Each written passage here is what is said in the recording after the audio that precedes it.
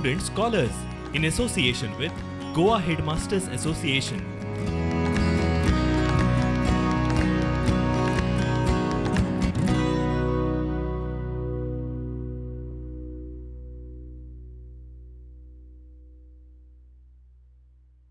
नमस्ते बच्चों, हिंदी की कक्षा में आप सभी का स्वागत है। आज हम कुछ नया सीखेंगे, तो चलिए शुरू करते हैं। जैसा कि आप अपनी स्क्रीन पर देख सकते हैं, ये है हरिशंकर परसाई जी का चित्र। हरिशंकर परसाई जी के बारे में मैं आपको अधिक जानकारी दे देना चाहूँगी। उनका जन्म 22 अगस्त 1924 को मध्य प्रदेश में हुआ था। वो व्यंग्य लेखक के रूप में बहुत ही फेमस है, बहुत ही व्याख्यात है। उन्होंने ज़्यादातर व्यंग्यात्मक रचना लिखी है। व्यंग का मतलब क्या होता है? व्यंग का मतलब होता है टॉन्ट, इन इंग्लिश टॉन्ट हम उसे बोलते हैं। तो यहाँ पर वो हंसी मजाक में एक जो समाज में जो बुराइयाँ हैं उन पर व्यंग लिखते हैं, व्यंग लेख लिखते हैं। जैसे कि उनके विषय रहे हैं भ्रष्टाचार, शोषण, यानी शोषण का मतलब है एक्सप्लॉयटेशन, भ्रष्टाचार का मतलब है करप्शन। ओके, तो इस तरह के विषय वो चुनते हैं और उन पर वो व्यंग लेखन लिखते हैं। तो आज जो हम पाठ पढ़ने वाले हैं वो भी एक व्यंग्यात्मक रचना है जिसमें लेखक ने कल्पना की है। कल्पना का मतलब है इमेजिनेशन। ठीक है, तो चलिए पाठ की शुरुआत करते हैं। जो पाठ आज हम पढ़ने वाले हैं उसका नाम है भोलाराम का जीव।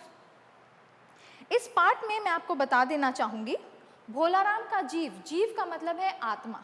तो इस पाठ में कुछ कैरेक्टर्स हैं, कुछ पात्र हैं जिनके बारे में मैं आपको बता देना चाहूँगी। सबसे पहला है भोलाराम का जीव, उसके बाद है धर्मराज, चित्रगुप्त, नारद, भोलाराम का परिवार यानी उसकी बेटी और माँ, और कुछ सरकारी कर्मचारी। ठीक है, प्रस्तुत व्यंग्य लेख में लेखक बड़े ही हास्यपूर्ण रूप से, हास्यपूर्ण ढंग से, हास्यपूर्ण का मतलब क्या है? हंसी मजाक में, मजाक में वो सरकारी अव्यवस्था पर प्रकाश डालते हैं। ठीक है, सरकारी कार्यालयों में जो अव्यवस्था चल रही है उसकी वजह से आम जनता को कितनी तकलीफ होती है, एक आम आदमी को कितनी तकलीफ होती है, वो इस पाठ में लेखक ने दिखाया है। तो चलिए पाठ की शुरुआत करते हैं। यहाँ से पाठ शुरू होता है। ऐसा कभी नहीं हुआ था। धर्मराज कर्म और सिफारिश के आधार पर लोगों को असंख्य वर्षों से नर्क या स्वर्ग में निवास स्थान अलॉट कर रहे थे, लेकिन ऐसा कभी नहीं हुआ था। देखिए, शुरुआत पाठ की इस तरह से होती है कि जो धर्मराज हैं वो जो थे असंख्य वर्षों से लोगों को, जो लोग मर जाते हैं बाद में, आप जानते हैं आफ्टर लाइफ जो होता है, आपने सुना होगा, हम अक्सर कहीं पढ़ते हैं या मूवीज़ में देखते हैं, पिक्चरों में देखते हैं, या फिर कहीं पढ़ा होगा हमने कि मनुष्य मरने के बाद जब उसकी आत्मा स्वर्ग लोक जाती है तो निर्णय होता है कि ये जो जीव है, ये जो आत्मा है, ये स्वर्ग में जाएगी या नर्क में जाएगी। इसके लिए सबसे पहला आधार होता है आपके कर्म, यानी कि योर डीड्स।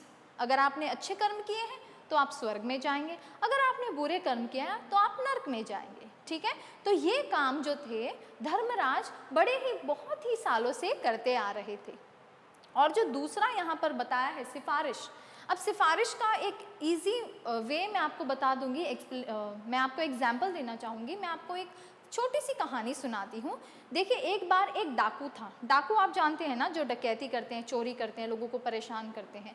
तो एक डाकू था। वो डाकू जो था, जिंदगी भर उसने सिर्फ और सिर्फ चोरी की, डकैती की। ऐसे में एक दिन उसकी मृत्यु हो जाती है। जब उसका जीव यानी उसकी आत्मा निकलकर स्वर्ग लोक जाती है तो धर्मराज कहते हैं ये नर्क में जाएगा, स्वर्ग में नहीं जाएगा, क्योंकि इसने आज तक सिर्फ चोरी की, लोगों को परेशान किया।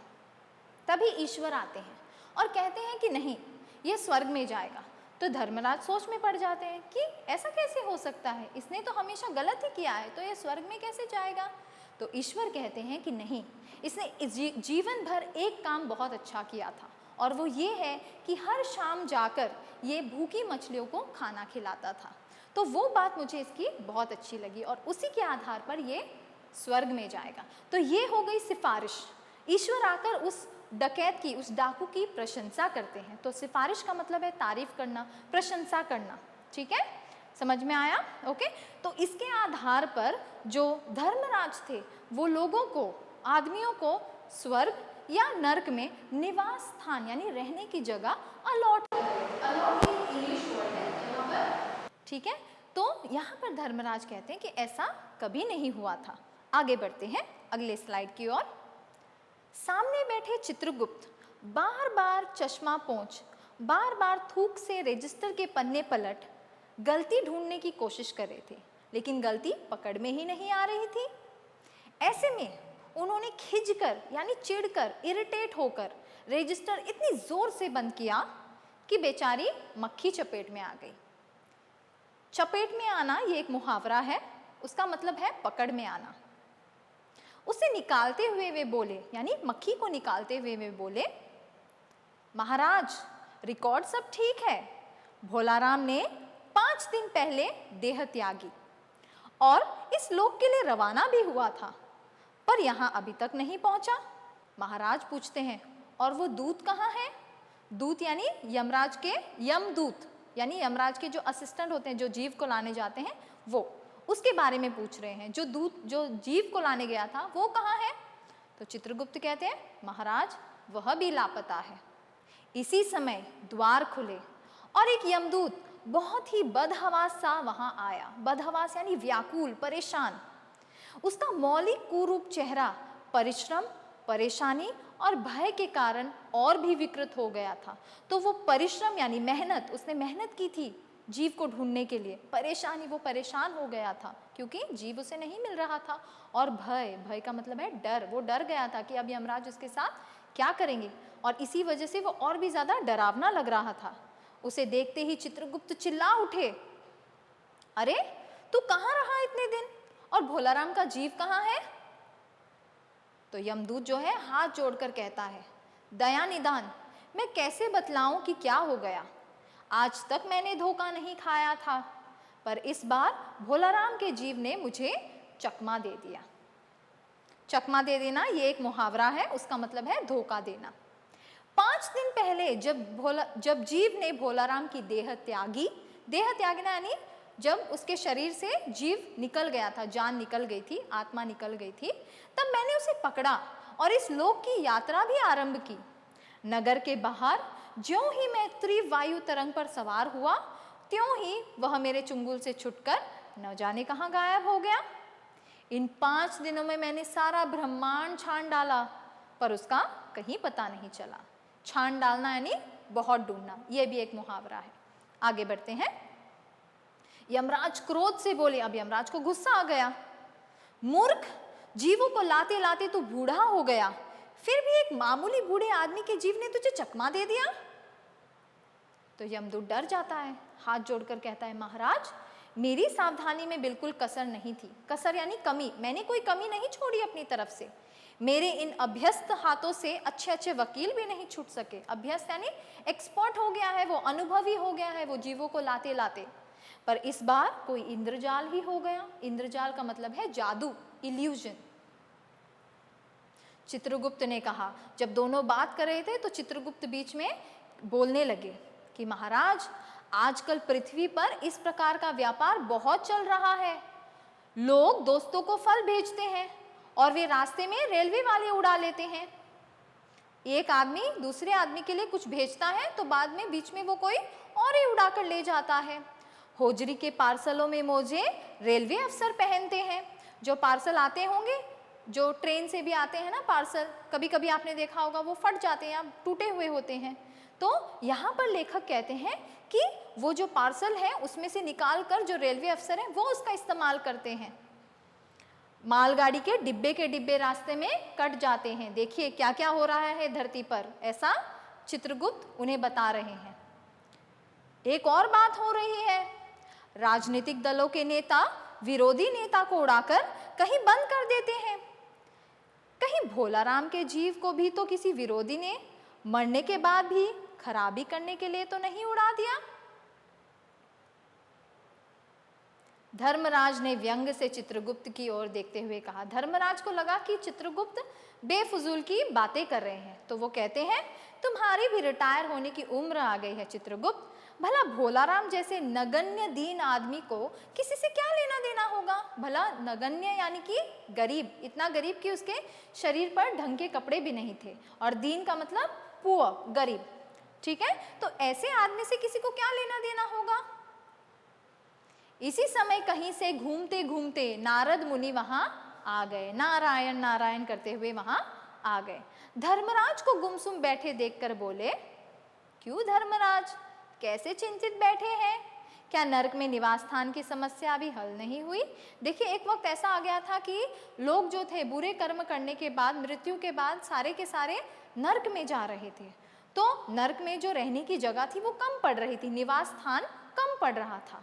तो नारद को लगा शायद उसी वजह से धर्मराज जो है अभी भी चिंतित हैं। वो कहते हैं कि नरक में अभी तक रहने की जगह का प्रॉब्लम सॉल्व नहीं हुआ, वो समस्या हल नहीं हुई। गुमसुम बैठना ये एक मुहावरा है जिसका मतलब है चुपचाप बैठना। धर्मराज ने कहा, वह समस्या तो कब की हल हो गई मुनिवर। नरक में पिछले सालों बड़े गुणी कारीगर आ गए हैं। कई इमारतों के ठेकेदार हैं जिन्होंने पूरे पैसे लेकर भी रद्दी इमारतें बनाई, रद्दी यानी कमजोर इमारतें बनाई हैं। बड़े बड़े इंजीनियर भी आ गए हैं जिन्होंने ठेकेदारों के साथ मिलकर भारत की पंचवर्षीय योजना का पैसा खाया।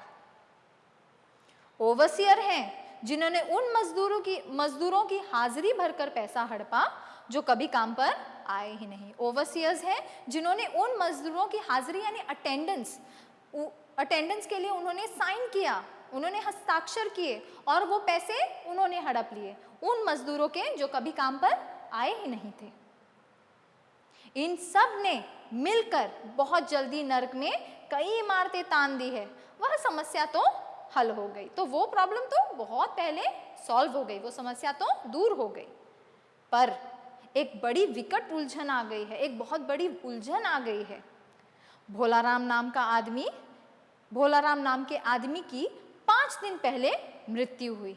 उसके जीव को यह दूत यहाँ ला ही रहा था कि जीव रास्ते में से चकमा देकर भाग गया। इसने सारा ब्रह्मांड छान डाला पर वह कहीं नहीं मिला। अगर ऐसा ही होने लगा तो पाप और पुण्य का भेद मिट जाएगा, तो कोई फर्क नहीं रहेगा पाप और पुण्य में, अगर जीव इसी तरह गायब होते रहे तो। नारद ने पूछा, उस पर इनकम टैक्स तो बकाया नहीं था? हो सकता है उन लोगों ने रोक लिया हो। उस पर इनकम टैक्स तो नहीं था, हो सकता है उन लोगों ने रोक लिया हो। चित्रगुप्त ने कहा, इनकम होती तो टैक्स होता, भूखमरा था। नारद, मामला बड़ा दिलचस्प है, मुझे उसका नाम और पता तो बताओ। मैं पृथ्वी पर जाता हूँ, मैं पता लगाता हूँ क्या हुआ है। चित्रगुप्त ने रजिस्टर देखकर बताया। अब वो चित्रगुप्त अपना रजिस्टर खोलते हैं और उसके बारे में जानकारी देते हैं। भोलाराम नाम था उसका। जबलपुर शहर में धमापुर मोहल्ले में एक नाले के किनारे एक 1.5 कमरे के टूटे फूटे मकान में वह परिवार सहित रहता था। उसकी एक स्त्री, 2 लड़के और एक लड़की थी। उम्र लगभग 65 साल थी। चित्रगुप्त ने रजिस्टर देखकर बताया। वो कंटिन्यू करते हैं, कहते हैं उसके बारे में और जानकारी देते हैं। सरकारी नौकर था, 5 साल पहले रिटायर हो गया था। मकान का किराया उसने 1 साल से नहीं दिया था, इसीलिए मकान मालिक उसे निकालना चाहता था। इतने में भोलाराम ने संसार छोड़ दिया। आज 5वां दिन है। बहुत संभव है कि अगर मकान मालिक वास्तविक मकान मालिक है तो उसने भोलाराम के मरते ही उसके परिवार को निकाल दिया होगा। इसीलिए आपको उसके परिवार की तलाश में काफी घूमना पड़ेगा। माँ बेटे के सम्मिलित क्रीदन से ही नारद भोलाराम का मकान पहचान गया। सम्मिलित क्रीदन यानी वो दोनों भोलाराम की मृत्यु पर रो रही थी, आंसू बहा रही थी। ठीक है, तो माँ बेटे की रोने की आवाज सुनकर वो समझ गया कि ये भोलाराम का ही मकान हो सकता है। द्वार पर जाकर उसने आवाज लगाई, नारायण नारायण। बेटी बाहर आई। आगे जाओ महाराज। उसे लगा वो भिक्षा मांगने आया है। उसने कहा, आगे जाओ महाराज, मुझे भिक्षा नहीं चाहिए, मुझे भोलाराम के बारे में कुछ पूछताछ करनी है। अपनी माँ को जरा बाहर भेजो बेटी। भोलाराम की पत्नी बाहर आई। नारद ने कहा, माता, भोलाराम को क्या बीमारी थी? क्या बताऊं, गरीबी की बीमारी थी। 5 साल हो गए पेंशन पर बैठे, पर पेंशन अभी तक नहीं मिली। हर 10-15 दिन में एक दरख्वास्त देते थे। दरख्वास्त यानी एप्लीकेशन लिखते थे कि मेरी पेंशन कहाँ अटकी हुई है, पर वहाँ से या तो जवाब ना आता, और आता भी कि तो यह है कि तुम्हारी पेंशन के मामले में विचार हो रहा है। इन 5 सालों में हम सब गहने बेचकर खा गए, फिर बर्तन बिके, अब कुछ नहीं बचा। चिंता में घुलते घुलते और भूखे मरते मरते उन्होंने दम तोड़ दिया। फिर इस बात पर नारद कहते हैं, क्या करोगी माँ, उनकी इतनी ही उम्र थी, शायद उनके किस्मत में इतना ही जीना लिखा था। ऐसा तो मत कहो महाराज, उम्र तो बहुत थी। 50-60 रुपया महीना पेंशन मिलती तो कुछ और काम कहीं करके गुजारा हो जाता, पर क्या करें, 5 साल नौकरी से बैठे हो गया और अभी तक एक कौड़ी भी नहीं मिली। दुख की कथा सुनने की फुर्सत नारद के पास नहीं थी। कौन सुनेगा उसकी कहानी, उन्हें तो काम से, वो तो इस धरती पर काम से आए हैं, तो वो मुद्दे पर आते हैं। He comes to the point. माँ, यह तो बताओ कि यहाँ किसी से उनका विशेष प्रेम था जिससे उनका जी लगा हो? तो भोलाराम की पत्नी कहती है, लगाव तो महाराज बाल बच्चों से ही होता है। नारद कहते हैं, नहीं नहीं, परिवार के बाहर भी तो हो सकता है, मेरा मतलब है किसी स्त्री। तो भोलाराम की बीवी गुस्सा हो जाती है, बको मत महाराज, तुम साधु हो, कोई लुच्चे लफंगे नहीं हो, ये क्या बात कर रहे हो आप महाराज, बंद कीजिए अपनी बकवास। जिंदगी भर उन्होंने किसी दूसरी स्त्री की ओर आंख उठाकर भी नहीं देखा। नारद हंसकर बोले, हाँ, तुम्हारा यह सोचना ठीक है, एक अच्छी गृहस्थी का आधार है। अच्छा माता, मैं चला। तो वो कहता है कि तुम्हारा सोचना ठीक है, ये सोच होनी चाहिए, तभी आपका घर परिवार सही रहेगा। तो यहाँ पर भोलाराम की पत्नी उनसे निवेदन करती है, रिक्वेस्ट करती है, महाराज आप तो साधु हैं, सिद्ध पुरुष हैं, कुछ ऐसा नहीं कर सकते कि उनकी रुकी हुई पेंशन मिल जाए, इन बच्चों का पेट कुछ दिन भर जाएगा। तो वो उनसे रिक्वेस्ट करती है, निवेदन करती है कि महाराज आप कुछ कीजिए ना उनके पेंशन के मामले में। साधुओं की बात कौन मानता है, मेरा यहाँ कोई मठ तो है नहीं, फिर भी मैं सरकारी दफ्तर जाऊंगा और कोशिश करूंगा कि उसकी रुकी हुई पेंशन मिल जाए। वहां से चलकर नारद सरकारी दफ्तर पहुंचे। वहां पहले ही कमरे में बैठे बाबू को उन्होंने भोलाराम के केस के बारे में बताया। उस बाबू ने उन्हें ध्यानपूर्वक देखा और बोला, भोलाराम ने दरख्वास्तें तो भेजी थी पर उन पर वजन नहीं रखा, इसलिए कहीं उड़ गई होंगी। तो वो कहता है कि भोलाराम ने दरख्वास्तें भेजी थी लेकिन उन पर वजन नहीं रखा, इसलिए वो कहीं उड़ गई होंगी, मुझे नहीं पता। नारद ने कहा, भाई ये बहुत से पेपर वेट तो रखे हुए हैं, इन्हें क्यों नहीं रख दिया? वो उड़ रही थी तो तुम उन पर वेट रख सकते थे ना, पेपर वेट इतने सारे मेज पर पड़े हैं, इनमें से एक उठाकर क्यों नहीं रख दिया आपने? आप साधु हैं, आपको दुनियादारी समझ नहीं आती, दरख्वास्तें पेपर वेट से नहीं दबती। खैर, आप उस कमरे में बैठे बाबू से मिलिए। तो वो उन्हें दूसरे कमरे की ओर इशारा करते हैं और कहते हैं कि आप वहां जाकर उनसे बात कीजिए, बाद में देखते हैं, आप वहां जाइए। यहाँ पर ये मुहावरा है, वजन रखना, उसका अर्थ है रिश्वत देना, ठीक है। जहाँ पर सरकारी कर्मचारी उनसे कहता है कि उन्होंने वजन नहीं रखा था दरख्वास्तों पर, इसलिए वो उड़ गई। तो वजन रखना इसका अर्थ है रिश्वत देना, यानी उसने रिश्वत नहीं दी थी, इसलिए उसकी दरख्वास्तें कहीं उड़कर चली गई। आगे बढ़ते हैं। नारद उस बाबू के पास गए, उसने तीसरे के पास भेजा, तीसरे ने चौथे के पास, चौथे ने पांचवे के पास। जब नारद 25-30 बाबुओं और अफसरों के पास घूम कर आए, तब एक चपरासी ने कहा। तो एक चपरासी प्यून आगे आता है और उसे कहता है, महाराज आप क्यों इस झंझट में पड़ गए?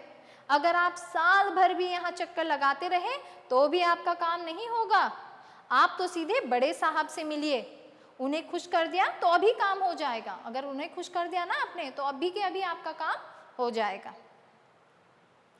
नारद बड़े साहब के कमरे में पहुंचे। बाहर चपरासी ऊग रहा था, यानी सो रहा था। इसलिए उन्हें किसी ने नहीं छेड़ा और इसीलिए नारद को रोकने वाला कोई नहीं था। वो अंदर चले जाते हैं सीधा बड़े बाबू के कमरे में। बिना विजिटिंग कार्ड के आए देख बड़े साहब नाराज हुए। तो बिना परमिशन लिए, बिना विजिटिंग कार्ड अंदर भेजे, बिना परमिशन लिए वो अंदर आ गए, तो वो बहुत नाराज हुए, बहुत गुस्सा हुए। बोलने लगे, इसे कोई मंदिर वंदिर समझ लिया है क्या कि धड़धड़ाते हुए अंदर चले आए? चिट क्यों नहीं भेजी? तो वो कहता है कि ये कोई मंदिर है कि आराम से चले आ रहे हो? तुमने चिट क्यों नहीं भेजी? अपने नाम का विजिटिंग कार्ड क्यों नहीं भेजा? आपने भेजना चाहिए था। मैं जब परमिशन देता तो आपको अंदर आना चाहिए था। बिना अनुमति के आप अंदर कैसे आ सकते हैं? तो वो गुस्सा हो गए। नारद ने कहा, कैसे भेजता? चपरासी तो सो रहा है, कैसे भेजूं? किसके हाथ भेजूं? चपरासी तो सो रहा है ना। क्या काम है? तो साहब नाराज होते होते उससे पूछते हैं, क्या काम है, क्यों आए हो? नारद ने भोलाराम का पेंशन केस बड़े साहब को बताया। तो साहब बोले, आप है वैरागी, दफ्तरों के रीति रिवाज नहीं जानते, आप ठहरे साधु संत, आपको क्या पता कि सरकारी दफ्तरों में क्या रीति रिवाज होते हैं? असल में भोलाराम ने गलती की। भाई यह भी एक मंदिर है। तो वो कहते हैं कि ये भी एक मंदिर है, यहाँ भी दान पुण्य करना पड़ता है, यहाँ भी लोगों को दान देना पड़ता है। आप भोलाराम के आत्मीय मालूम होते हैं, आप जो है भोलाराम के पहचान वाले, बहुत ही करीबी मालूम होते हैं। भोलाराम की दरख्वास्तें उठ रही हैं, उन पर वजन रखिए। जैसा कि मैंने आपको पहले भी बताया, वजन रखना उसका अर्थ है रिश्वत लेना। तो यहाँ पर वो बड़े बाबू कह रहे हैं कि रिश्वत रखिए जल्दी से, उसकी दरख्वास्तें उड़ रही हैं। नारद ने सोचा कि फिर यहाँ वजन की समस्या खड़ी हो गई। तो नारद सोचने लगा कि फिर से यहाँ पर पहले वाले बाबू भी यही कह रहे थे और अब ये भी यही कह रहे हैं। साहब बोले, भाई सरकारी पैसे का मामला है, पेंशन का केस बीसों दफ्तर में जाता है। तो अब वो अपनी जो बात है, वजन रखने की बात है, उसके ऊपर और ज़्यादा प्रकाश डालते हुए कह रहे हैं कि ये सरकारी काम है, पैसों का मामला है, सरकारी पैसों का मामला है। और पेंशन का जो केस है 20 दफ्तरों में जाता है, एक दफ्तर में नहीं जाता। देर लग जाती है, 20 बार एक ही बात 20 जगह लिखनी पड़ती है, तब जाकर बात पक्की होती है। हाँ, जल्दी भी हो सकता है, मगर वो फिर रुक जाते हैं। साहब अपनी बात कह गए, अब नारद को उनकी बात समझनी है। तो नारद कहते हैं, मगर क्या? मगर वजन चाहिए। आप समझे नहीं, जैसे आपकी ये सुंदर वीणा, इसका भी वजन भोलाराम की दरख्वास्तों पर रखा जा सकता है। जैसे कि आपके हाथ में ये सुंदर वीणा है, इसे भी आप वजन के तौर पर रख सकते हैं भोलाराम की दरख्वास्तों पर। तो अब वो रिश्वत के तौर पर क्या मांग रहा है? नारद की वीणा। तो फिर वो कहते हैं कि मेरी लड़की जो है गाना बजाना सीख रही है, संगीत सीख रही है, और साधुओं की वीणा तो बहुत पवित्र होती है। अगर आप ये वीणा मुझे देंगे तो मैं अपनी बेटी को दूंगा, और मेरी बेटी जल्दी संगीत सीख जाएगी, फिर उसकी जल्दी शादी हो जाएगी। तो वो ये सब उन्हें बता रहे हैं। नारद अपनी वीणा छीनते देख घबरा गए, फिर संभले और उन्होंने वीणा को टेबल पर रख दिया और फिर कहने लगे, ये लीजिए, अब ज़रा जल्दी कीजिए, उसकी पेंशन का ऑर्डर निकाल दीजिए, थोड़ा जल्दी कीजिए। साहब ने प्रसन्नता से खुश होकर उन्हें कुर्सी दी, बैठने के लिए कुर्सी देते हैं। उनकी वीणा कोने में रख दी उठाकर और जल्दी जल्दी घंटी बजाई। चपरासी हाजिर हुआ। चपरासी आता है दौड़ दौड़ कर, क्योंकि बाबू ने घंटी बजाई है ना। साहब ने हुक्म दिया, ऑर्डर देते हैं, बड़े साहब से भोलाराम की केस की फाइल लाओ, जल्दी जाओ। थोड़ी देर बाद चपरासी भोलाराम की 100-150 दरख्वास्तों से भरी फाइल लेकर आया। 100-150 यानी 150, 100 यानी 100, 150 यानी 150। तो उनकी जो दरख्वास्तों की फाइल थी वो इतनी मोटी हो गई थी दरख्वास्तों की वजह से, जिसमें 100-150 दरख्वास्तें थी। वो फाइल वो उठाकर लेकर आता है चपरासी। उसमें पेंशन के कागजात भी थे और उसी में सारे कागजात थे भोलाराम के। साहब ने फाइल पर नाम देखा और निश्चित करने के लिए पूछा। तो साहब जो है फाइल पर नाम देखते हैं और ऐसे ही श्योर करने के लिए, निश्चित यानी श्योर करने के लिए पूछते हैं कि क्या नाम बताया आपने साधु जी, क्या नाम बताया आपने, फिर से बताइए ज़रा। अब नारद को लगा कि शायद साहब थोड़ा ऊंचा सुनते हैं, उन्हें सुनाई नहीं देता, इसीलिए वो जोर से चिल्लाते हैं, भोलाराम। यहाँ पर ये मुहावरा है ऊंचा सुनना, जिसका मतलब है कम सुनाई देना। तो जैसे ही नारद ने जोर से चिल्लाकर कहा भोला राम, तो फाइल में से आवाज आई, कौन पुकार रहा है मुझे? पोस्टमैन है क्या? पेंशन का ऑर्डर आ गया? तो वो पूछता है, फाइल में से आवाज आती है, और आवाज क्या कह रही है कि कौन बुला रहा है? पोस्टमैन आया है क्या? मेरा पेंशन का ऑर्डर आ गया क्या? नारद चौंक गए। नारद सोचने लगे ये क्या हो रहा है, पर दूसरे ही क्षण बात समझ गए, लेकिन तुरंत बात समझ गए। बोले, भोला राम, तुम क्या भोला राम के जीव हो? फाइल में से आवाज आई, हाँ। नारद ने कहा, मैं नारद हूं, मैं तुम्हें लेने आया हूं, चलो स्वर्ग में तुम्हारा इंतजार हो रहा है। तो फाइल में से आवाज आती है, मुझे नहीं जाना, मैं नहीं जा सकता, मैं तो अपनी पेंशन की दरख्वास्तों में ही अटका हुआ हूं, यही मेरा मन लगा है, मैं अपनी दरख्वास्तें छोड़कर नहीं जा सकता। तो आवाज आती है भोला राम के जीव की कि मैं अपने दरख्वास्तें छोड़कर नहीं जा सकता, क्योंकि उन्होंने अंतिम सांस तक वही काम किया था और इसी में उनका मन लग गया था, इसी में उनका जी लग गया था। तो आज हमने क्या देखा? भोला राम का जीव पाठ में हमने देखा कि भोला राम जीवन भर अभावों में व्यस्त रहा। अभाव यानी कमी, उसके जीवन में कमियां थी गरीबी की वजह से। रिटायर होने के 5 वर्ष बाद भी सरकारी कार्यालयों में व्याप्त रिश्वतखोरी के कारण इन्हें पेंशन नहीं मिली। इसी बीच उनकी मृत्यु हुई और यहाँ पर हरिशंकर परसाई जी ने एक व्यंग्यात्मक कल्पना की है कि मृत्यु के बाद भी भोलाराम की आत्मा जो है पेंशन की फाइल में छिप जाती है। भोलाराम की पेंशन को मंजूरी देने के बदले में रिश्वत के रूप में बड़े साहब क्या मांगते हैं? नारद की वीणा। इस तरह की काल्पनिक घटनाओं के द्वारा परसाई जी ने सरकारी कार्यालयों में मौजूद व्याप्त भ्रष्टाचार का कच्चा चिट्ठा खोला है। भ्रष्टाचार का मतलब है करप्शन। तो उन्होंने इस कहानी के द्वारा भ्रष्टाचार पर रोशनी डाली है जो सरकारी कार्यालयों में मौजूद है। समझ में आया? इसके साथ पाठ समाप्त होता है। धन्यवाद।